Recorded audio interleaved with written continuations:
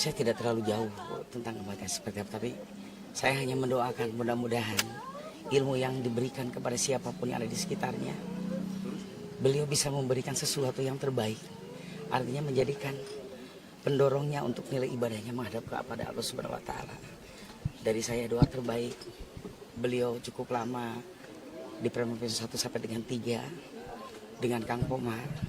Banyak pembelajaran yang saya dapatkan dari beliau. Mudah-mudahan yang sekarang ini didapatkan oleh Kang Mus adalah ini memang yang terbaik dari Allah. Dan semoga saja Kang Mus husnul khotimah, pergi dengan tenang. Semoga saja anak-anak yang ditinggalkan istrinya diberikan ketabahan. Insya Allah Kang Mus bisa dikatakan orangnya pergi, jasadnya tiada, tapi tidak akan pernah hilang nama Kang Mus itu di mata kita semua. Apalagi di perfilman sitkom, beliau sangat luar biasa. Terima kasih banyak dari Kang Komar untuk semua media. Insya Allah mudah-mudahan doa terbaik dari Kang Komar untuk Kang Mus. Saya tahu informasinya ini kapan nih Bang, dari Bandung langsung ke sini? Iya, saya bangun setengah 10 semalam tuh. Jadi tidur tuh tadi kemarin itu jam 11, saya begadang tidur jam 11. Dan setengah 10 baru bangun tuh. Setelah bangun, saya lihat WA satu, Kang Mus meninggal. Awalnya takutnya hoax kan. Enggak. Dilihat tuh, akhirnya cari tahu ke tempatnya istrinya. Oh, benar ya Allah. Akhirnya malam itu saya persiapan dan belum tidur sampai hari ini. Ya mudah-mudahan ini adalah salah satu penghormatan terakhir saya untuk Kang Mus. Kang, apa yang paling dikenang Kang selama kan scene bareng lama nih Kang? Apa yang paling dikenang selama Kang Mus? Dia kalau dalam scene, dia adalah seorang leader.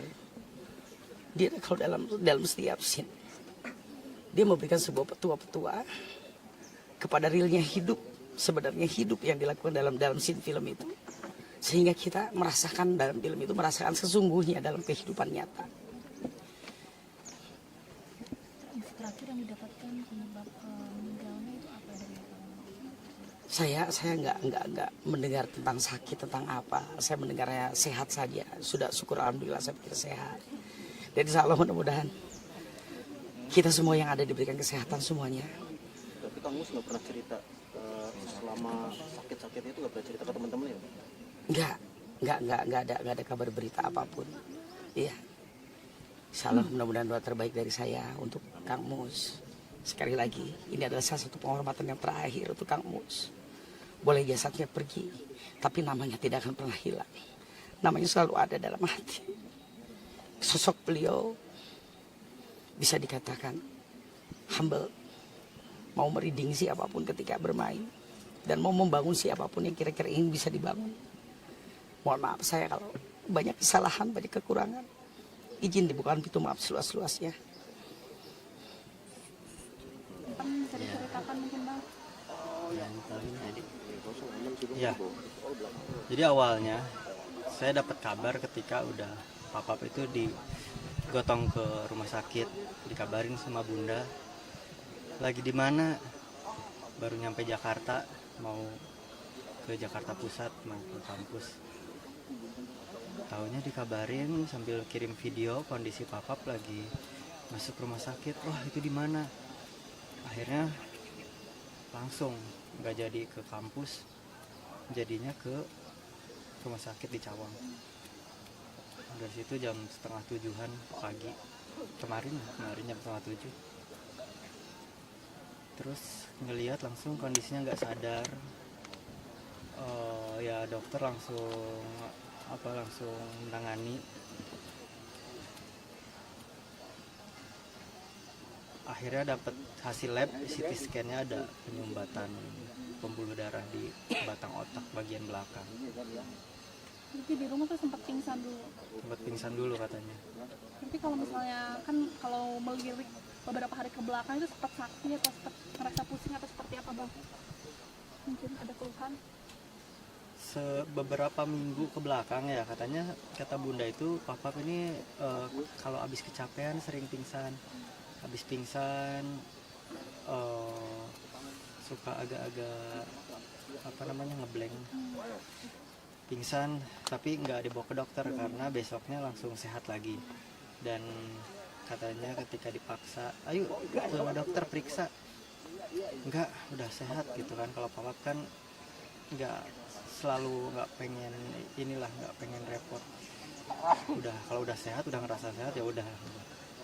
Nah itu terjadi beberapa kali katanya, kecapean pingsan. Nah ternyata pas terakhir ya di hari kemarin itu subuh, katanya di kamar ada kelihat papa udah ada di bawah lagi tidur, terus kondisinya udah nggak sadar, langsung dibawa ke rumah sakit, dan nyampe rumah sakit emang udah kritis gitu.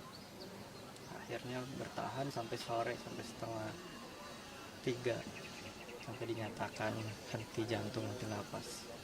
Apa sih yang paling dikenang dari papa? Apa yang kenang coba? Kenang Papap tuh orangnya lucu ya, suka marah gitu, tapi selalu merhatiin gitu, diem tapi orangnya cuek tapi merhatiin gitu. Selalu dikenang tuh. Merhatiinnya kayak gimana? Ya nanya ke orang-orang gitu, nanya ke teman itu si A udah makan belum atau apa gitu, nggak langsung gitu. Nggak langsung ngasih uang gitu. Kenangan yang tak terlupakannya waktu yang di mana nih? Banyak sebetulnya ya. Jadi kalau saya dari kecil kan tinggal di Garut sama Aquadot juga.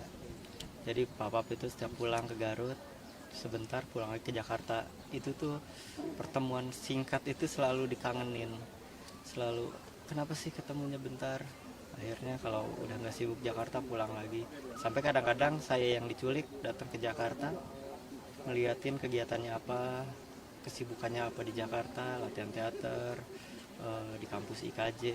Nah itu sebetulnya yang bikin saya ketarik ya, maksudnya dari Garut ke Jakarta itu karena Papap. Nah ketika udah di Jakarta, di situ lebih sering diskusi, lebih sering ayo kita lakuin bareng apa, bikin sesuatu, sampai kesannya saya sama Papap itu lulus S1-nya itu bareng, wisuda bareng. Padahal kuliah Papap waktu itu tahun 89, saya masuk 2010, tapi sama-sama wisuda di tahun 2015. Sampai Papap daftarin saya S2, yuk daftar bareng S2. Nah, saya yang kuliah, Papap nggak jadi kuliahnya. Jadi secara gak langsung Papap ngegiring saya sampai sekarang. Yuk ikut ke lokasi syuting, taunya saya yang syuting. Jadi nggak pernah maksa buat ikutin jalannya, tapi secara gak langsung terarah sesuai sama apa ya, aksi-aksinya Papap itu. Subscribe, like, dan share. OK Zone Women. Educate, empower, and elevate.